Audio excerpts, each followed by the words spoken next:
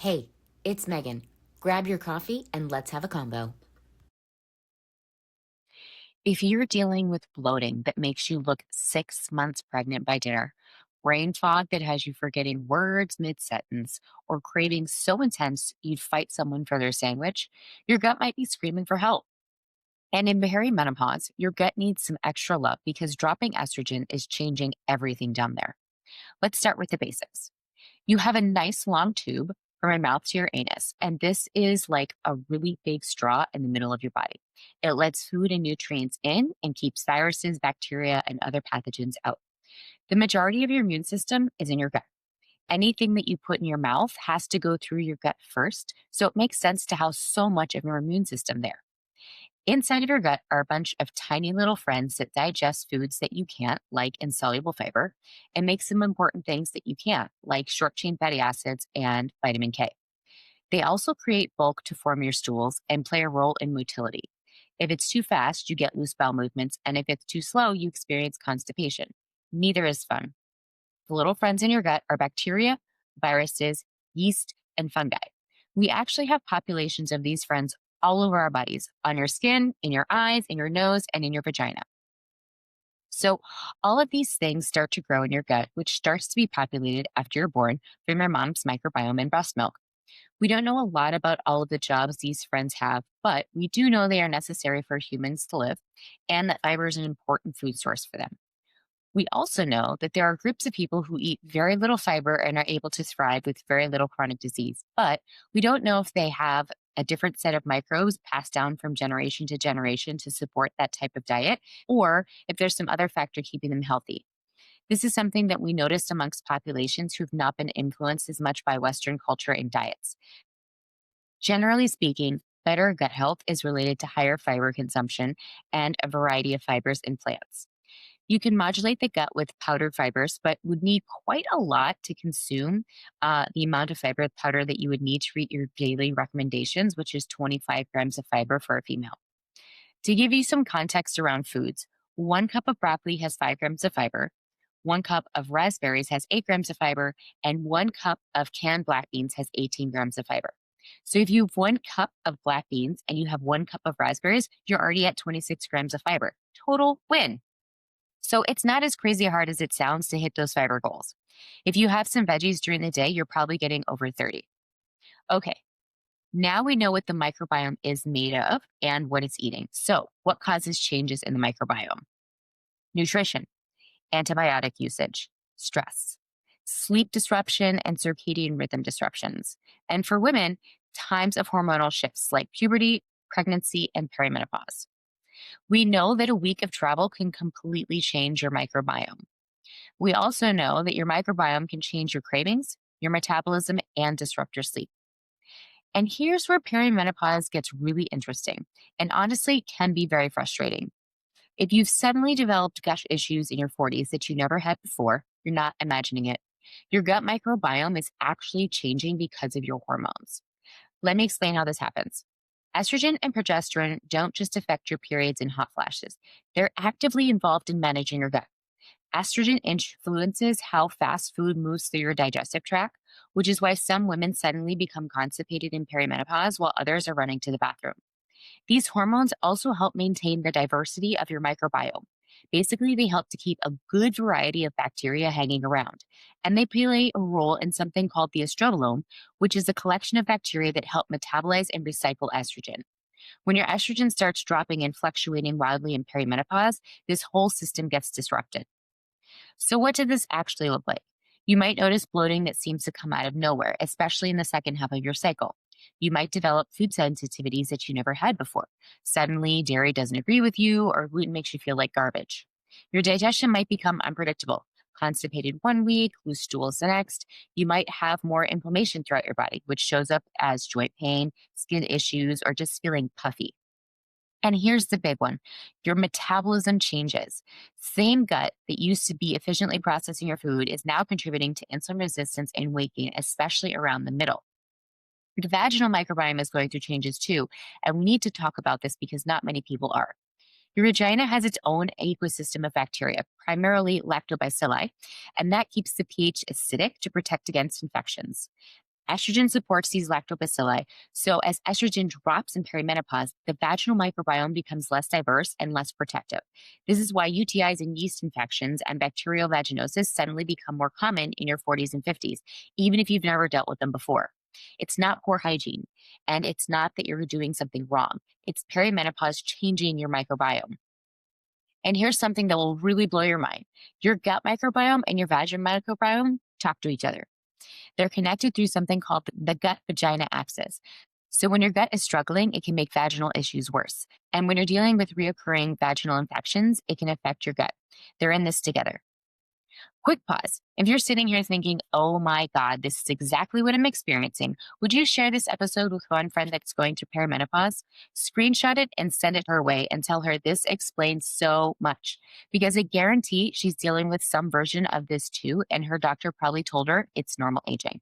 Let's change that narrative together. Okay, back to it. This is also why probiotics marketed for women's health often contain lactobacillus strains. They're trying to support both ecosystems. And it's why when we talk about gut health and perimenopause, we're not just talking about bloating and digestion. We're talking about UTIs, vaginal dryness, recurring infections, and overall resilience.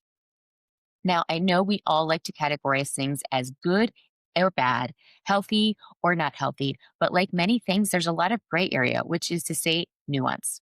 We can't really think of bacteria as inherently good or bad. It's more about the ecosystem and real estate. Healthy microbiomes do have some of the bad bacteria like C. diff and E. coli. It seems like they are part of a natural ecosystem. The problems arise when they get too much real estate. What are some things commonly associated with gut and microbiome issues? Autoimmune diseases and autoimmune processes. Skin disruptions like psoriasis, eczema, rosacea, rashes, and breakouts. Fatigue, sleep, and circadian rhythm disruptions. DI symptoms like gas, bloating, constipation, loose bowel movements, abdominal distension, proton pump inhibitor usage, mood changes, depression, anxiety, hormones and endocrine issues because of disruptions to the estrobolome, metabolic health and metabolism, allergies and asthma, non alcoholic fatty liver disease, diabetic kidney disease and NASH, and cardiovascular disease. That's a lot of things. I think it's important to remember that many conditions are connected to the gut directly or indirectly, and the connection often goes both ways, meaning the condition can influence gut issues and gut issues can influence the condition. Hippocrates of the Hippocratic Oath to do no harm is often credited with the phrase, all disease begins in the gut. Now, not all disease begins in the gut, but it's connected to quite a long list. And in perimenopause specifically, you might notice the gut issues seem to make your hormonal symptoms worse. Poor gut health can increase inflammation, which can worsen hot flashes and night sweats. It can affect your serotonin production. About 90% of your body's serotonin is produced in your gut. And while that gut serotonin doesn't directly cross into your brain, your gut microbiome influences your brain's serotonin production through the gut brain axis. A struggling gut can affect mood, sleep, and how you experience pain. A struggling gut can also make insulin resistance worse, leading to more weight gain and energy crashes. So when we heal the gut, we're often improving multiple perimenopause symptoms at once. So you want a healthier gut, what do we do? One of the mistakes I see happening a lot is this desire to disinfect everything. I know this is alluring. We all learned about germ theory and Louis Pasteur, and so it always seems like more is better. You definitely want your surgeon, dentist, and gynecologist disinfecting their hands, killing as much of the bacteria as possible. But you, my sweet fairy friend, do not want to disinfect. You do not want to kill 99% of all germs in your mouth, on your hands, or in your body. The bacteria, viruses, yeast, and fungi in and around us are mostly our friends. They live in a beautiful, mutually beneficial relationship with us. So we want to tend to them and take care of them because we need them to live. Are there bad actors? Absolutely. Are there bacteria and infections that cause problems for us and get us sick? Yeah, you bet. But we don't want to be continuously carpet bombing our different biomes and disrupting the ecosystems that are there to protect us. Things that can cause disruption to our different biomes are alcohol based mouthwashers, hand sanitizers, disinfectant sprays and cleaning materials, unnecessary antibiotics, douching and other vaginal cleansers, chemical based period and sexual health products, makeup and body products with endocrine disruptors, any product that talks about its ability to kill off lots of bacteria, viruses, and microbes. Okay, good gut health starts in the mouth. So, your oral health is really important here. Your mouth is constantly seeding your gut through swallowing food, but also saliva, bacteria, and anything produced in the mouth, good or bad. If you have an inflamed, infected, or diseased mouth, it will cause downstream effects in the gut and can lead to gut issues like bloating and fatigue. Inversely, poor gut health like dysbiosis and leaky gut can cause issues with digestion and absorption, which can lead to low levels of nutrients necessary to remineralize your teeth. If your teeth can't remineralize, then you end up with cavities. There's an entire ecosystem of little friends that are helping to start break down food, protect your mouth against unfriendly bacteria and viruses, and manage the pH of your mouth, helping with repairs. We want to keep our mouth ecosystem healthy by brushing and flossing every day. Consider a xylitol mouthwash. I will link to the homemade recipe that I use, but you can also find brands that make it. Xylitol is a sweetener, a sugar alcohol, that has really great effects on oral health, specifically preventing biofilms from growing, which are like little protection bubbles around bacteria, and preventing the growth of some pathogenic bacteria. In kids, it's useful in decreasing the amount of cavities, but it's not as effective in adults.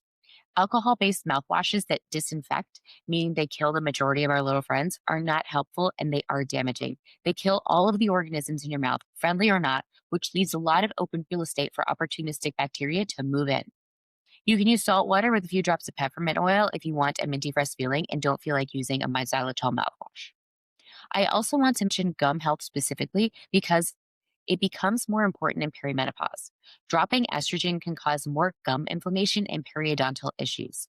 And here's the connection: the bacteria from inflamed gums can travel through your bloodstream and contribute to systemic inflammation, insulin resistance, and cardiovascular disease. So that twice yearly dental cleaning, not an option anymore.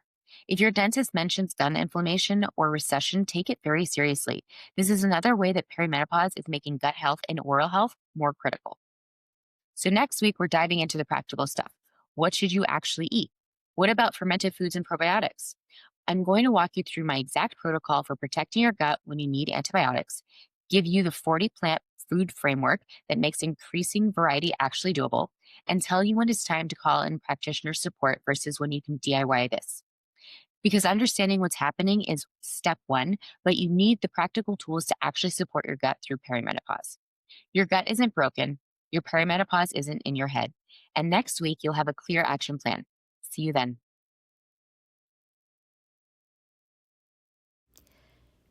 Can you do me a favor? If this was helpful, share it with one person who might need to hear it today. Our bodies didn't come with a user manual, and this perimenopause thing can feel confusing and lonely. But you're not alone, you're not crazy, and you're definitely not broken. And maybe someone in your life needs that reminder too. Let's spread the word and be kind to each other and ourselves. Now the legal bit. I'm a nutritionist, but I'm not your nutritionist. This podcast is for information and education only. No client relationship was formed. Always seek medical advice when necessary. I'll see you next Wednesday morning.